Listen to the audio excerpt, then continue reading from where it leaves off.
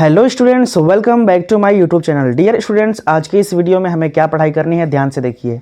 आज हम लोग समझेंगे हाइड्रोकार्बन के बारे में। किसके बारे में? हाइड्रोकार्बन।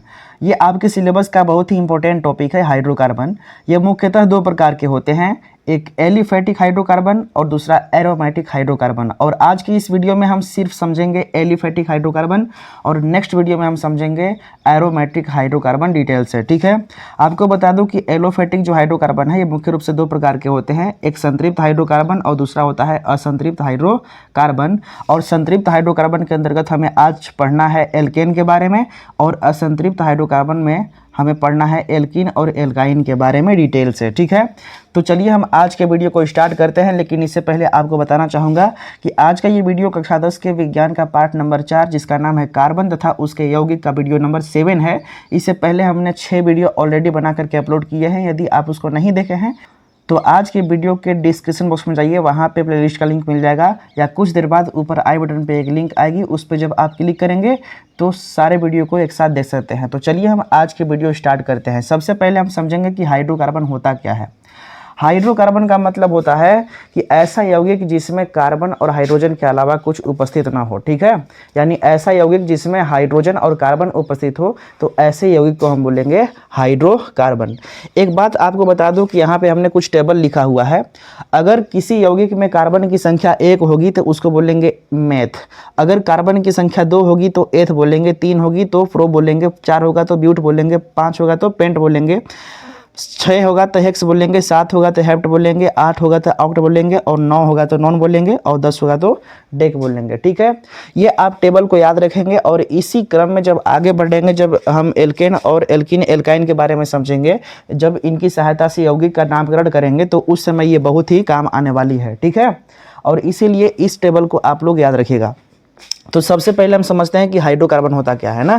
तो जैसा कि मैंने अभी तुरंत आपको बताया कि हाइड्रोकार्बन जो है ऐसा यौगिक होता है जिसमें हाइड्रोजन और कार्बन उपस्थित होता है। आप लोग पेन और कॉपी लेकर बैठ जाइए और साथ साथ लिखते हुए चलिए और समझते हुए चलिए, इसी क्रम में हम आगे बढ़ेंगे। ठीक है, सबसे पहली बात कि हाइड्रोकार्बन क्या होता है, तो हमने आपको बताया कि ऐसा यौगिक, लिखिए आप सभी, ऐसे यौगिक जिनमें कार्बन तथा हाइड्रोजन उपस्थित हो,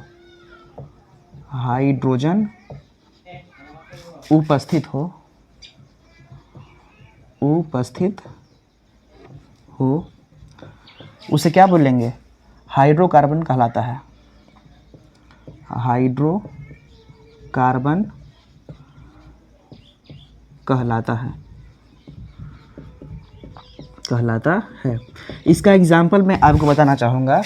एग्जाम्पल आप लिख लीजिए, CH4, ठीक है, C2H6 आदि, ये सब जितने भी हमने तत्व लिखा है यहाँ पे, इसमें हाइड्रोजन और कार्बन के अलावा कुछ दिखाई नहीं दे रहा है, इसीलिए इसे हम बोलेंगे हाइड्रोकार्बन। ठीक है, अब हम समझते हैं कि हाइड्रोकार्बन कितने प्रकार के होते हैं। तो आप डालिए हेडिंग और लिखिए हाइड्रोकार्बन के प्रकार। हाइड्रोकार्बन के प्रकार, ये मुख्यतः दो प्रकार के होते हैं। पहला होता है एलिफैटिक हाइड्रोकार्बन, और दूसरा होता है एरोमेटिक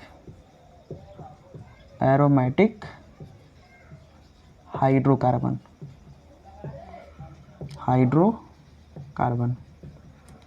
ठीक है, इसके बाद हम एलिफैटिक के बारे में समझेंगे, हम एरोमेटिक अगले वीडियो में समझेंगे। तो आप लोग डाल लीजिए हेडिंग एलिफैटिक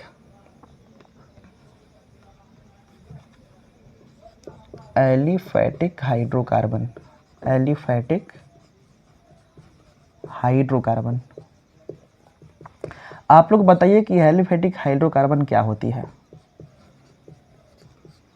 ध्यान से समझिएगा, ऐसा हाइड्रोकार्बन जो हमेशा खुली श्रृंखला का निर्माण करता है तो उसको हम बोलेंगे एलिफैटिक हाइड्रोकार्बन। जब आगे हम समझेंगे तो आपको समझ में आएगा कि कैसे खुली श्रृंखला का निर्माण करता है। ठीक है, तो यहाँ पे केवल ध्यान से देखिए और इसका डेफिनेशन लिखते हैं। ठीक है, लिखेंगे ऐसे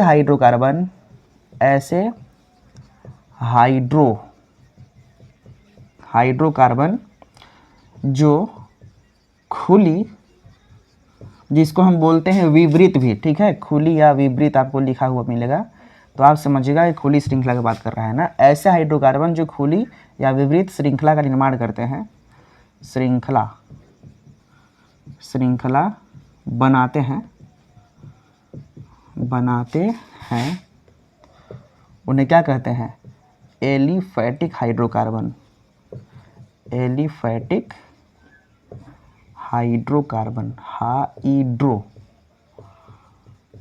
कहलाता है,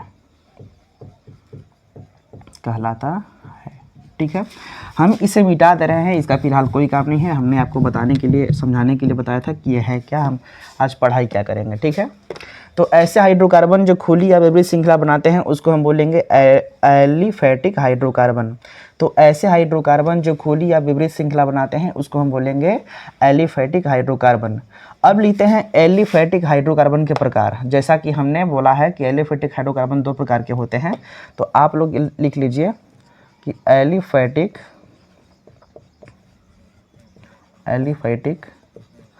हाइड्रोकार्बन के प्रकार।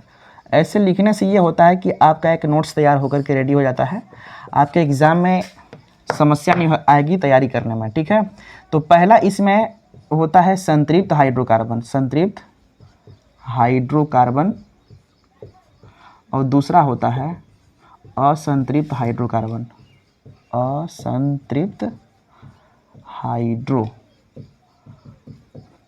ठीक है। तो हम सबसे पहले समझेंगे संतृप्त हाइड्रोकार्बन के बारे में, फिर समझेंगे असंतृप्त हाइड्रोकार्बन के बारे में। तो डाल लीजिए हेडिंग संतृप्त हाइड्रोकार्बन।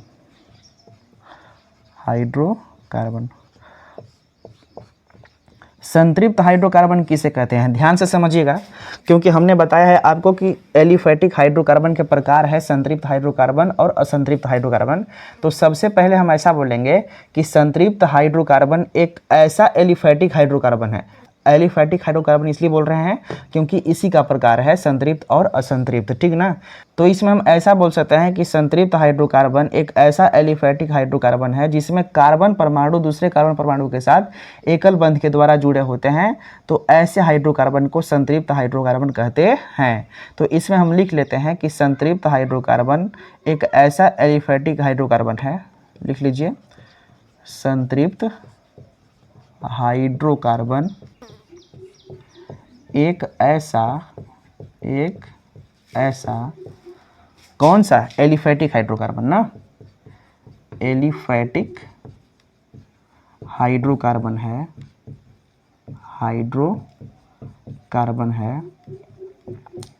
जिसमें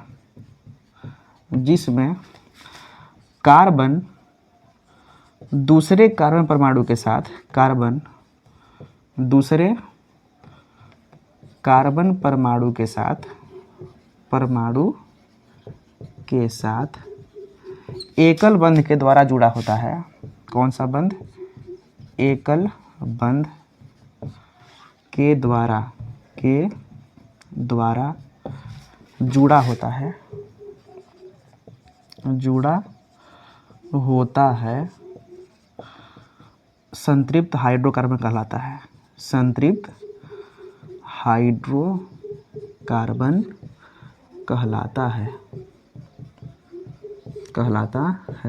ठीक है। इसका एग्जाम्पल समझते हैं। जैसे मान लीजिए यहाँ पे C2H6 जो है ना, क्या चीज़? C2H6, ये संतृप्त हाइड्रोकार्बन का ही एग्जाम्पल है। इसमें कार्बन 2 ठो है, तो हमने बोला है कि एथ बोलेंगे, लेकिन फिलहाल अभी इसका नामकरण अभी नहीं कर रहे हैं। बस ये समझिए कि एकल बंध के द्वारा कहे जुड़ा होता है। तो कार्बन जो है, ये वाला कार्बन दूसरे कार्बन के साथ में एकल बंध के द्वारा जुड़ा होता है, और इसमें 6 हाइड्रोजन होता है, यानी कि 1 2 3 4 5 6, यानी एक यहाँ H, एक यहाँ H, एक यहाँ H, एक यहाँ H, एक यहाँ H और एक यहाँ H, ठीक है। यानी C2 और H 6, 1 2 3 4 5 6, ठीक है। इस प्रकार से इसकी संरचना होती है ना। यानी कि जो कार्बन है कार्बन परमाणु के साथ में एकल बंध के द्वारा जुड़ा हुआ है, तो ऐसे हाइड्रोकार्बन के बोलेंगे हम संतृप्त हाइड्रोकार्बन, ठीक है। तो संतृप्त हाइड्रोकार्बन में हमें क्या पढ़ना है, एल्केन के बारे में, ठीक है। तो डालिए हेडिंग एल्केन। यानी एल्केन जो है ये है क्या, एल्केन के बारे में विस्तार पूर्वक हम लोग समझेंगे ना। एल्केन जो होता है किसका प्रकार है, संतृप्त हाइड्रोकार्बन का।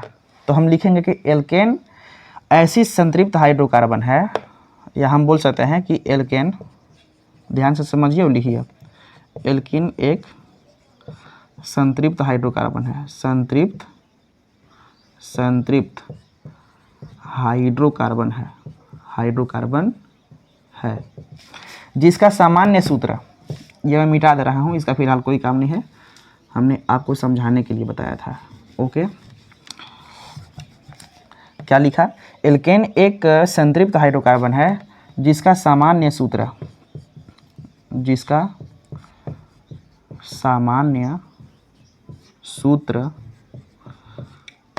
CnH2n+2 होता है। कितना होता है, CnH2n+2 होता है, जहाँ n क्या है भाई, जहाँ n ये संख्या हो सकता है 1 2 3 4 या ऐसे और आगे तक जा सकते हैं। हाँ, n का मान है संख्या। तो हमने ये बोला कि एल्केन एक संतृप्त हाइड्रोकार्बन है जिसका सामान्य सूत्र CnH2n+2 होता है, और जहाँ n जो है 1 2 3 4 ऐसे करके है, यानी n मतलब नंबर, इसके जगह पर 1 रखेंगे तो मतलब समझेंगे 1 कार्बन के लिए, 2 रखेंगे 2 कार्बन के लिए, 3 रखेंगे 3 कार्बन के लिए, समझे कि नहीं। और इसके अलावा तथा इसमें कार्बन तथा कार्बन के बीच यानी एक कार्बन और दूसरे कार्बन के बीच एकल बंध होता है, एकल बंध होता है। समझिएगा तभी समझ में आएगा, अन्यथा की स्थिति में नहीं आएगा। अगर मान लेते हैं हमारे पास सामान्य सूत्र कितना है, CnH2n है ना, हमारे पास यदि n की वैल्यू 1 रखा जाए, समझिएगा n की वैल्यू 1 किस में, इस सामान्य सूत्र में, यानी CnH2n+2 है ना, तो कितना आएगा, इसे मिटा दे रहा हूँ ना, आगे समझूंगा। देखिएगा हमें जहाँ n है वहाँ पे 1 रखना है ना, तो लिखेंगे C, और जहाँ n है यहाँ पे 1 रखिए, फिर H2, यहाँ पे 2 n है, इसका मतलब 2 गुणे n, यहाँ पे गुणा का चिन्ह है, कुछ नहीं है, तो गुणा और n का मान 1 रखना है, n का मान कितना रखना है 1, और +2 है तो 2। अब इसको जरा लिख दिए हल करके, तो C1 और H 2 एकम 2 और 2 जोड़ना है, 2 और 2 कितना हो गया 4, यानी C एक तो है तो 1 लिखना जरूरी नहीं है, तो लिखेंगे CH4। यहाँ पे अगर ध्यान से देखेंगे तो इस यौगिक में CH4 आया और इसमें कार्बन की संख्या 1 है, कार्बन की एक संख्या होगी तो इसको बोलेंगे मेथ, क्या बोलेंगे मेथ। तो सबसे पहले जब इसका हम नाम लिखेंगे तो मेथ लिखेंगे, क्या चीज़ मेथ, लेकिन हाइड्रोजन की संख्या भी तो है। तो ध्यान से ये देखिएगा, हमने एक चीज़ आपको बताना भूल चुका है कि एल्केन जो होता है इसका जो अनुलग्न होता है, अनुलग्न, ठीक है, ये अनुलग्न इसका n होता है, यानी इसका जो अनुलग्न होता है, अनुलग्न n होता है, n अनुलग्न का मतलब यानी जो भी कार्बन की संख्या रहेगी उसके अंत में आपको n जोड़ना है, क्या जोड़ना है n, यानी मेथ में जब n जोड़ देंगे तो हो गया मेथेन, ठीक है। यानी एल्केन ग्रुप के लिए हमेशा n जुड़ेगा, कार्बन की संख्या अगर 3 रहेगा तो प्रोप लिखेंगे, और ये एल्केन ग्रुप का सदस्य है तो हम बोलेंगे प्रोप में n जोड़ेंगे तो प्रोपेन हो जाएगा, ठीक है। तो इसी प्रकार से यदि हम N2 लिखते हैं, n = 2, तो इसका सामान्य सूत्र में यदि लिखते हैं CnH2n+2 में, तो यहाँ पे 2 रखने पर यानी C2H2 तो ये है, और गुणे यहाँ पे 2 लिखना है प्लस में 2, तो कितना होगा C 2 ठो, और हाइड्रोजन 2 दूना 4 और 4 में 2 जोड़ दो 6 हो गया, बराबर C2H6 ना, यहाँ पे C2H6 हुआ है तो C2H6 को क्या बोलेंगे, कार्बन की संख्या यहाँ पे कितना है, तो कार्बन की संख्या यहाँ पे 2 है, तो 2 के लिए हम बोलेंगे एथ, क्या बोलेंगे, एथ। और ये एल्केन ग्रुप का है इसलिए लास्ट में एन जोड़ना है, तो एथेन हो गया। तो मेथेन का सूत्र ये बना और एथेन का सूत्र ये बना, ठीक है।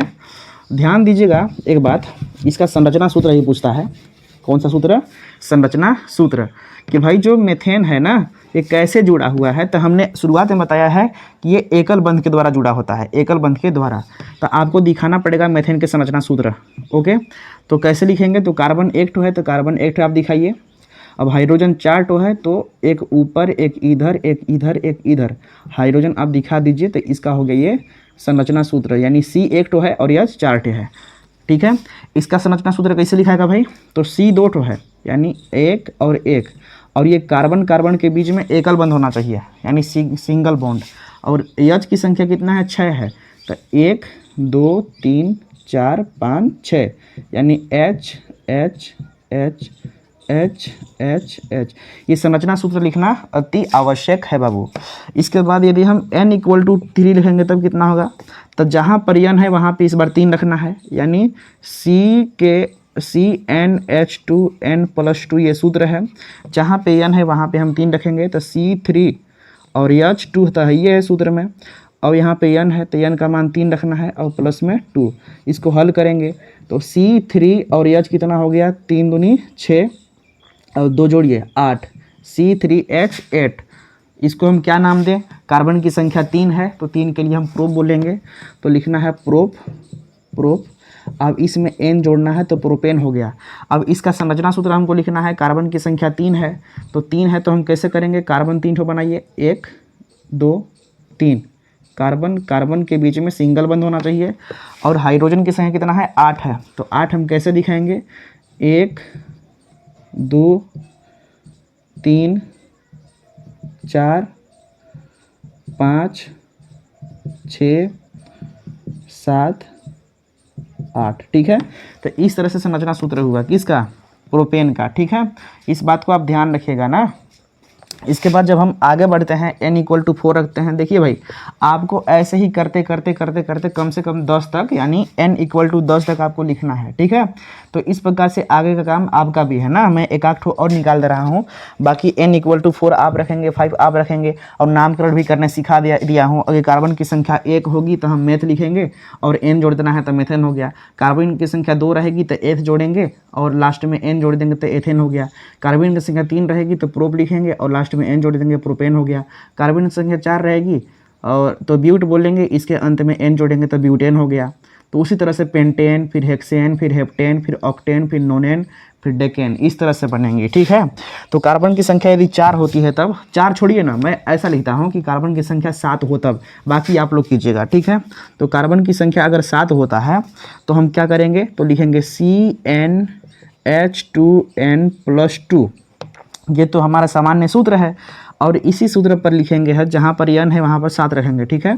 तो लिखेंगे C7, यहाँ पे 7 हो गया, फिर H कितना, 2 गुणे n का मान 7 और प्लस में 2 है, इक्वल टू, तो हो गया C7 और H कितना, 2 7 14, 14 में 2 जोड़िए 15 16, तो यहाँ पे 16 हो गया, C7H16। इसका नाम क्या होगा, तो 7 है तो हेप्ट बोलेंगे, क्या चीज़, हेप्ट, और हेप्ट में हम n जोड़ देंगे तो हेप्टेन हो गया, ठीक है।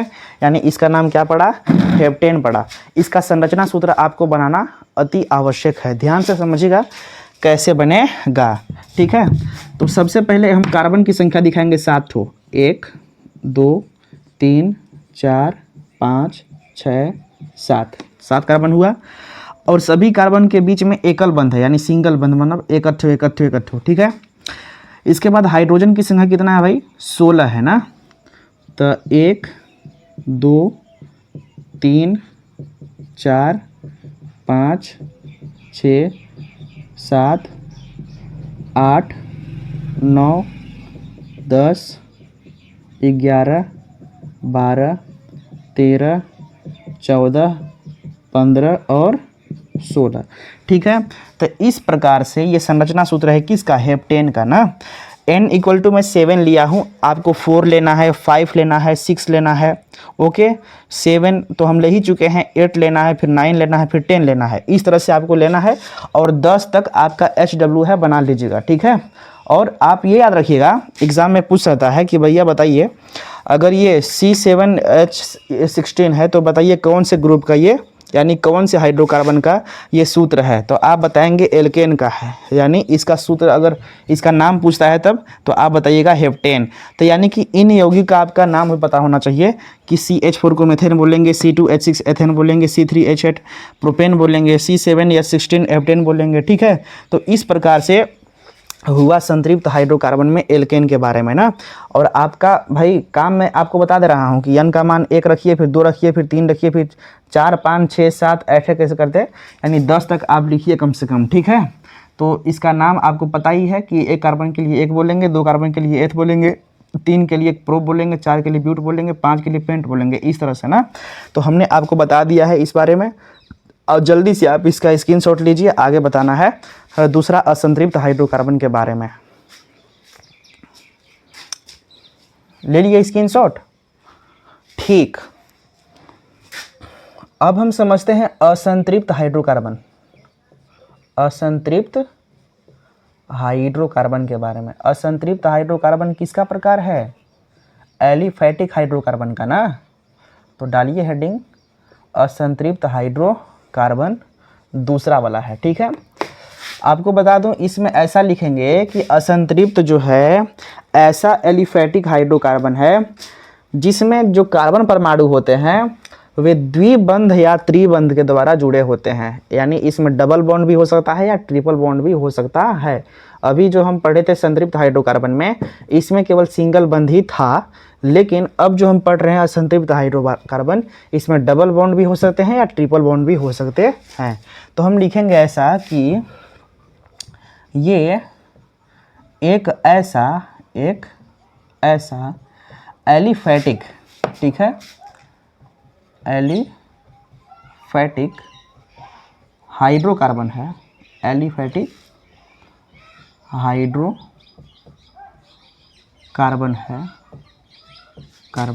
है, जिसमें 2 कार्बन परमाणुओं के बीच, जिसमें 2 कार्बन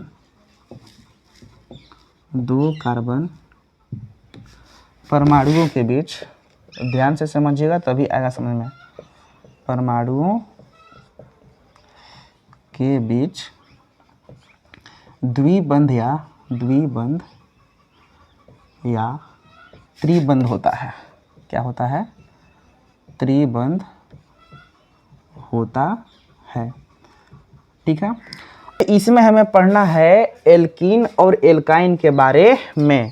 तो आप सबसे पहला डालिए हेडिंग एल्कीन के बारे में, एल्कीन, ठीक है। तो हम लिखेंगे सबसे पहली बात, यह एक असंतृप्त हाइड्रोकार्बन है। कौन सा? असंतृप्त हाइड्रोकार्बन है। कौन सा? असंतृप्त हाइड्रोकार्बन है तथा इसका सामान्य सूत्र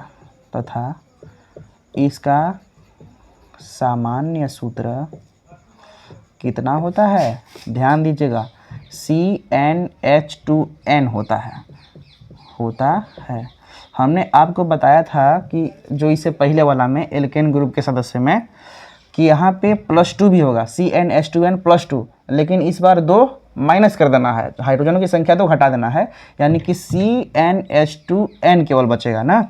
यानी कि यह एक असंतृप्त हाइड्रोकार्बन है तथा इसका सामान्य सूत्र CnH2n होता है ना। और इसका अनुलग्न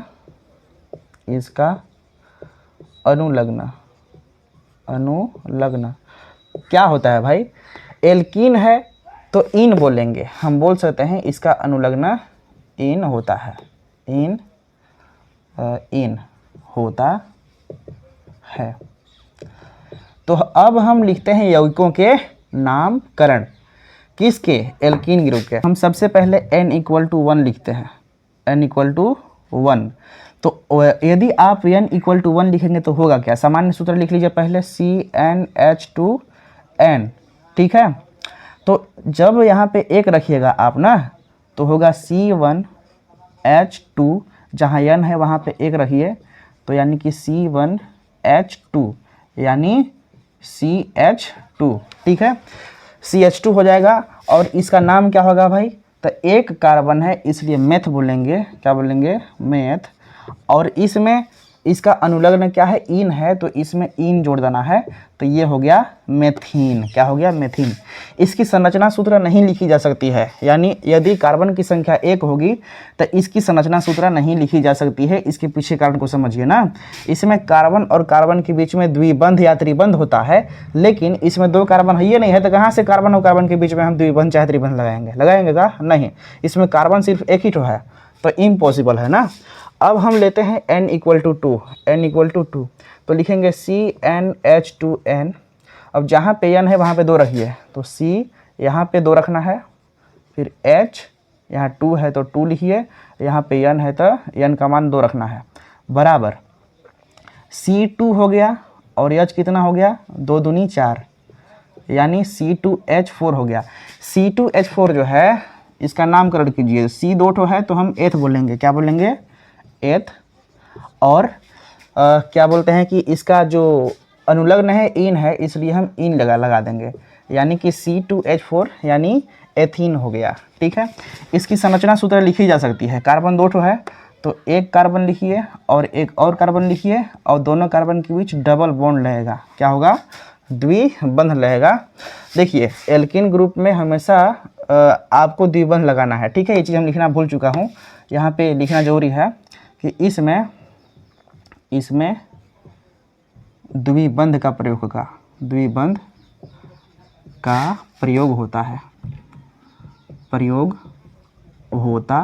है। जब हम एल्कीन के बाद में एल्काइन जब पढ़ेंगे तो उसमें त्रिबंध रहेगा, ठीक है। अभी केवल हम जब एल्कीन पढ़ रहे हैं तो इसमें केवल डबल बॉन्ड का ही प्रयोग होगा। तो इसमें क्या लिखा है, C 2 है, हाइड्रोजन 4 है, तो C 2 है तो इसके बीच में डबल बॉन्ड लगा दिए हम, द्विबंध। अब इसके बाद में हाइड्रोजन की संख्या 4 है, तो 4 दिखा दीजिए, 1 2 3 4, यानी H H H H। तो ये संरचना सूत्र हो गया किसका, एथीन का, ठीक है। अब हम समझते हैं n = यदि 3 हो तब क्या होगा। तो आप भी ऐसे बनाते हुए जाइएगा ना, और आगे संरचना सूत्र भी आसानी से बन जाएगा। 1 2 और करेंगे, बाकी आपको करना है। यहाँ पे लिखेंगे CN, n का मान कितना है 3, तो यहाँ पे 3 रखेंगे। फिर H यहाँ पे 2 है, यहाँ पे n का मान कितना रखेंगे, 3 है, 3 बराबर। देखो यहाँ कितना हो गया, C 3 ठो और H 2 3 6 ठो। तो यहाँ पे क्या हो जाएगा, इसका नाम जब लिखेंगे तो कार्बन की संख्या 3 है, तो 3 के लिए प्रोप लिखेंगे, क्या लिखेंगे, प्रोप। और इसका अनुलग्न क्या है, इन है, तो इन लगा देंगे, यानी प्रोपीन हो गया। यानी इसमें methene, ethene, propene, butene, pentene, hexene, heptene, octene, nonene और डेकिन, इस तरह से बनेंगे, ठीक है। इसकी संरचना सूत्र लिखते हैं। इसमें कार्बन की संख्या 3 है, 1 2 3, इसमें डबल बॉन्ड का प्रयोग होगा। और यहाँ पे देखा जाए तो हाइड्रोजन की संख्या कितना है, 6 है, तो हम लिखेंगे क्या चीज़, इसमें 2 दिखा दीजिए, ठीक है, और इसमें 2 दिखा दीजिए, यहाँ पे और यहाँ पे, ठीक है। यानी कहने का मतलब है कितना हुआ, 1 2 3 4 5 6, यानी 6 ठो यहाँ पे हाइड्रोजन की संख्या हो गया, ठीक है। अब यहाँ पे जब आप n = 4 रखेंगे, एक ठो मैं केवल बता रहा हूँ, ज़्यादा नहीं बताऊँगा। आप n = 4 रखिए तो क्या होगा, C यहाँ पे आप 4 रखिएगा और H 2, तो जब यहाँ पे 4 रखेंगे तो 4 होगा = इसका मल्टीप्लाई कीजिए तो C 4 ठो हुआ, H कितना, 2 चौके 8 हो गया, = इसका नाम बताइए क्या होगा भाई, C 4 है मतलब ब्यूट होगा, क्या चीज़, ब्यूट। और ब्यूट में इन जोड़ेंगे तो ब्यूटीन हो गया। इसकी आप वो कर लीजिए, द्विबंध क्या बोलते हैं, इसकी संरचना सूत्र लिख लीजिए। तो C4H8 है, तो हम कार्बन की संख्या 4 ठो दिखाएंगे, और इसमें डबल बॉन्ड का प्रयोग होगा। और हाइड्रोजन संख्या कितना दिखाएंगे, 8 दिखा दीजिए, 1 2 3 4 5 6 7 8, H H H H H H H H, इस तरह से इसकी संरचना सूत्र बन गई। ओके, हम एल्कीन के बारे में समझ लीजिए। यदि हमने एल्कीन के बारे में समझ लिया। आगे n की वैल्यू 5 रखना है आपको, n की वैल्यू 6, 7, 8 आपको रखना है 10 तक ना, और अपने हिसाब से यौगिक को बनाइएगा। यौगिक को बनाइएगा तो हम बताए हैं कि अगर 5 कार्बन रहेगी तो पेंट बोलेंगे, और इसमें इन जोड़ना है, हमेशा इन जोड़ना है लास्ट में ना, तो पेंटीन होगा, फिर हेक्सीन, फिर सेप्टीन, जो भी हो, हेप्टीन, ऑक्टीन, नोनिन, डेकिन वगैरह वगैरह सब बन जाएगा। इसके बाद हम समझते हैं एल्कीन के बाद में एल्काइन। ठीक है, असंतृप्त हाइड्रोकार्बन 2 प्रकार के होता है, एक एल्कीन और एक एल्काइन। तो एल्काइन के बारे में अब हम समझते हैं, एल्काइन के बारे में। एल्काइन देखिए होता क्या है ना, ये भी एक क्या है, असंतृप्त हाइड्रोकार्बन है। ठीक है, तो आप तो जान ही रहे हैं कि असंतृप्त हाइड्रोकार्बन है। इसका सामान्य सूत्र लिखते हैं केवल, इसका सामान्य सूत्र क्या होता है, CnH2n। अब इस बार -2 करना है, -2। शुरुआत में एल्केन के लिए बताए थे +2, एल्कीन के लिए इसमें से 2 गायब कर दो, और जब एल्काइन करना है तो -2 लिखा देना। यानी कि हाइड्रोजन की संख्या हर बार कम हो रहा है, 2-2। ठीक है, यानी इसका सामान्य सूत्र इतना होता है। अब इसका जो अनुलग्न होता है, अनुलग्न क्या होता है, एल्काइन है तो आइन होगा, क्या होगा, आइन होगा। यानी methyne, ethyne, propyne, butyne, pentyne, hexyne जो भी है। तो जब यहाँ पे हम n की वैल्यू 1 रखेंगे तब क्या होगा भाई, तो हमारा सामान्य सूत्र क्या है, तो CnH2n-2 है। तो इसमें n की मान कितना रखना है, 1 रखना है। तो C जहाँ पे n है वहाँ पे 1 रखिए, और H2 और n है, n का मान रखना है कितना, 1, तो 1 रखिए। फिर -2 है तो -2। तो जब रखेंगे तो क्या हो जाएगा, तो C1 और H कितना, 2 एकम 2 और -2, यानी C1 और H 0। ये इम्पॉसिबल है, इसका मतलब हाइड्रोजन की संख्या कुछ है, ये नहीं है।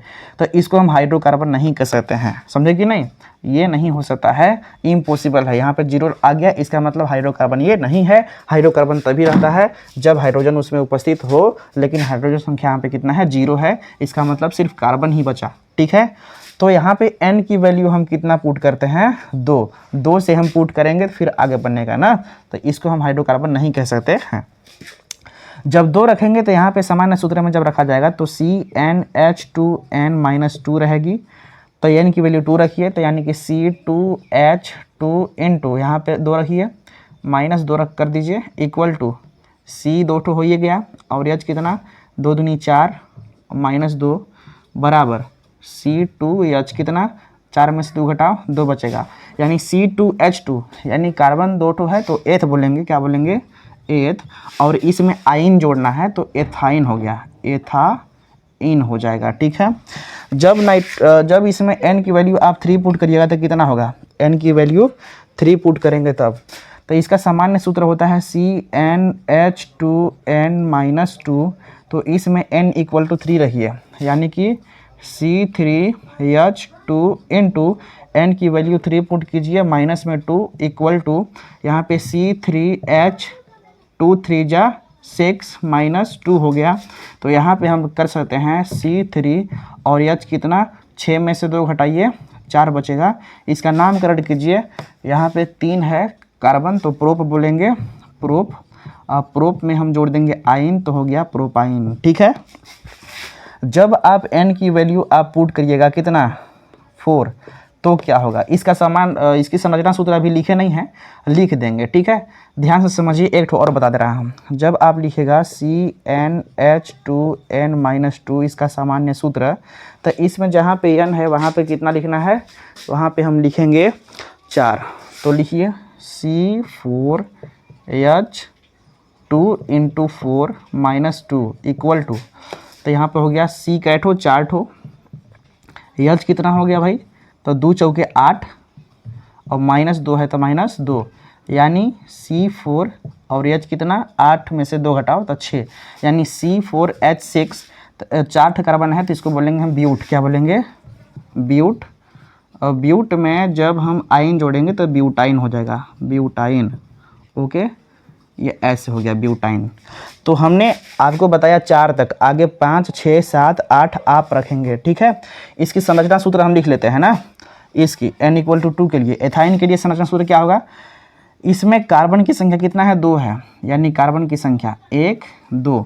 और इसमें हम बताए हैं एक चीज़ कि इसमें त्रिबंध का प्रयोग होगा ना, त्रिबंध, यानी कार्बन कार्बन के परमाणु के बीच में त्रिबंध लगता है, किस में, एल्काइन वाला में, और एल्कीन में द्विबंध का प्रयोग होता है, ठीक है। तो यानी कार्बन कार्बन के बीच में त्रिबंध यानी ट्रिपल बॉन्ड रहेगी। और इसमें हाइड्रोजन से कितना है, 2 है ना, यानी एक हाइड्रोजन यहाँ कर दो और एक हाइड्रोजन यहाँ कर दो, यानी C2 और H2 बन गया। इसका कितना होगा भाई, कार्बन 3 ठो है तो 1, 2, 3। अब इसमें हमेशा ट्रिपल बॉन्ड होगा, कैसा, ट्रिपल बॉन्ड, यानी 1, 2, 3, 1, 2, 3। अब हम इसे क्या करेंगे, हाइड्रोजन संख्या कितना है, 4 है, तो लिखेंगे H यहाँ पे 1, H यहाँ पे 1, H यहाँ पे 1 और H यहाँ पे 1, ठीक है। यानी इस तरह से हो गया ना। अब इसके लिए ब्यूटाइन के लिए C4 यानी 1, 2, 3, 4, इसमें क्या होगा, त्रिबंध होगा। और ट्रिपल बॉन्ड के अंदर हाइड्रोजन कितना, 6 ठो है, यानी 1, 2 और इसमें 3, 4, 5 और एक 6, यानी 6 कहाँ दिखाएं, कहीं भी दिखा दीजिए, कोई दिक्कत नहीं है, यहाँ पे दिखा दीजिए। 1, 2, 3, 4, 5, 6 हो गया ना। तो इस प्रकार से आपको संरचना सूत्र लिखना है, किसका, एल्काइन ग्रुप का, ठीक है। तो आज के इस वीडियो में हमने जितनी बातें आपको बताई, आपको समझ में आई कि नहीं आई, आप मुझे कमेंट के माध्यम से ज़रूर बताएंगे, ठीक है। और अगले वीडियो में हम समझेंगे इसके हाइड्रोकार्बन के दूसरे प्रकार के। हाइड्रोकार्बन जैसा कि हमने 2 ठो बताया, इसके 2 प्रकार, एक होता है एलिफैटिक हाइड्रोकार्बन और दूसरा होता है एरोमेटिक हाइड्रोकार्बन, यही तो बताया ना, एरोमेटिक हाइड्रोकार्बन। तो एरोमेटिक हाइड्रोकार्बन के बारे में डिटेल से पढ़ेंगे नेक्स्ट वीडियो में, ठीक है। और आज की वीडियो में केवल डिटेल से हमने पढ़ा है एलिफैटिक हाइड्रोकार्बन के बारे में, ओके, कि इसकी संरचना सूत्र कैसे लिखेंगे, इसमें यौगिक का निर्माण कैसे करेंगे, ये होता क्या है। और ये जो है प्रश्न, यानी ये टॉपिक जो है आपके एग्ज़ाम के लिए अत्यंत महत्वपूर्ण है, यदि आप समझे नहीं रहेंगे तो दिक्कत हो जाएगा एग्ज़ाम के लिए, ठीक है। तो मिलते हैं नेक्स्ट वीडियो में नए टॉपिक के साथ, तब तक के लिए आप अपना ख्याल रखिए, best of luck, thank you so much.